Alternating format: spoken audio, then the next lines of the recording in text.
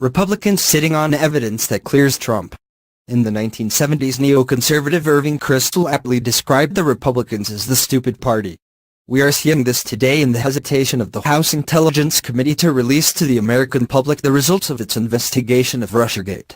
The committee has released a description of its findings to members of the House, and most Republicans who have read it are demanding that it be released to the public, as it clearly proves that Russiagate was an orchestrated conspiracy between the Democratic National Committee, the FBI, and the Obama Department of Justice against Donald Trump.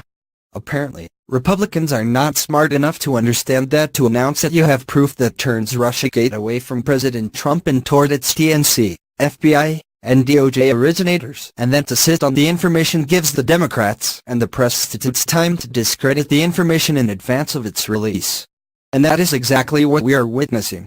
For example, Press Greg Sargent, writing in the Washington Post, a longtime CIA asset, mischaracterizes the finding of the House Intelligence Committee as the latest effort to delegitimize the Russia probe by painting it as born of partisan dirty tricks and an illegitimate abuse of power. The Press Sargent goes on to allege that the campaign to discredit the Russia investigation continues unabated, and the Nunes memo, the House Intelligence Committee report, is at the center of it. Sargent dismisses the report, which he has not seen, as merely a selective release of cherry-picked info that will give Republicans ammunition to shield Trump from accountability, secure in the knowledge that the full set of facts allowing us to gauge the memo's accuracy will not be released. Note Press Sargent and the Washington Post's assumption that Trump is guilty of some Russiagate accusation despite the absence of any evidence.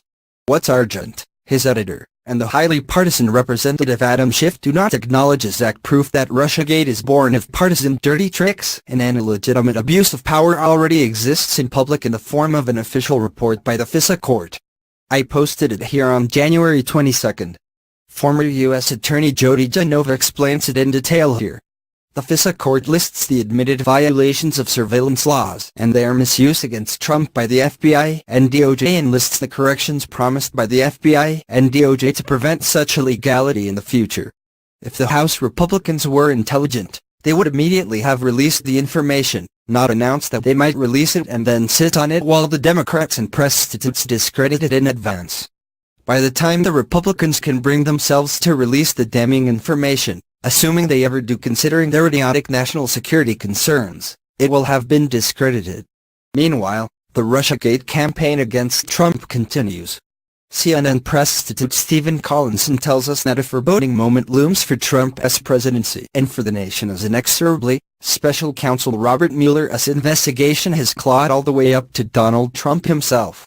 If this is not sufficient to suggest Trump has certain guilt and upcoming indictment, what about this? A stunning barrage of revelations on Tuesday suggested that at least one strand of Mueller's Russia probe is racing toward its endgame, emphasizing the gravity of the situation facing the White House and the potential vulnerability of the president. What is the stunning barrage of revelations?